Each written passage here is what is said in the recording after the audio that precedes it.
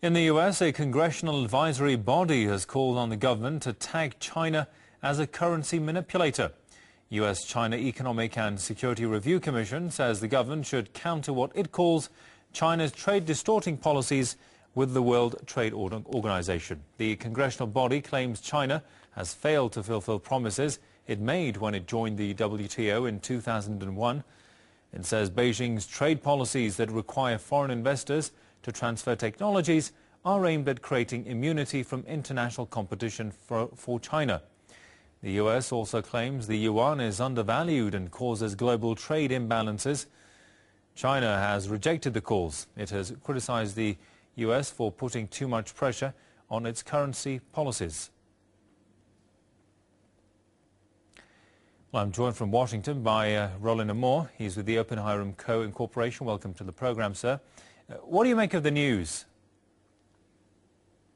Well, it's not really new news. You know, the U.S. has been rattling on about China for months, maybe even years.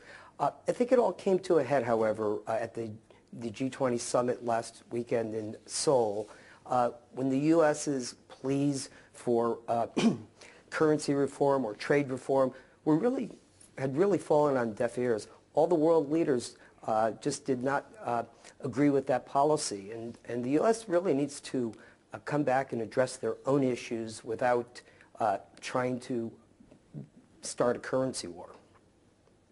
Well, of course, I mean, the U.S. is calling China as a currency manipulator. Just recently we had the United States injecting $600 billion into its economy.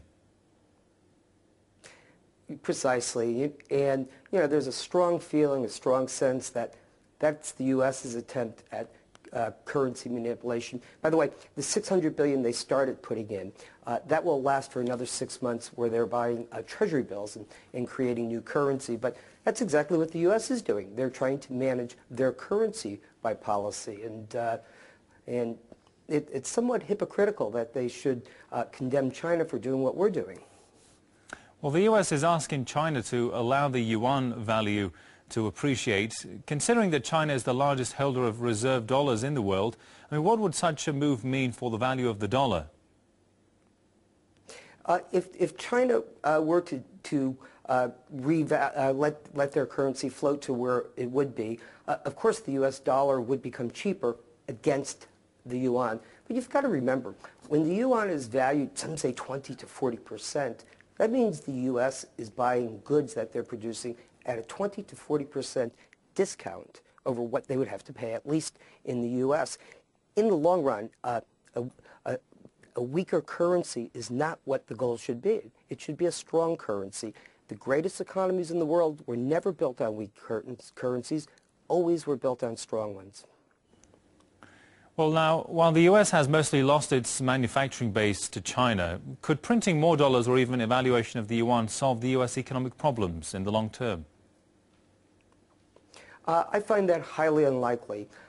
Just as a matter of printing dollars, you've got to remember last year we had a $787 billion stimulus program, which basically was printing money to put into the economy with the hope or the anticipation that that money would circulate through the economy, through businesses and consumers. It hasn't worked that way. Putting more money into the economy probably is just going to devalue your own currency and cause an inflation that's coming in. But I don't see where that will be helpful for the U.S. economy at this point. All right, we'll leave it there for the time being. Many thanks to Roland Amor with Open Hiram Co. from Washington.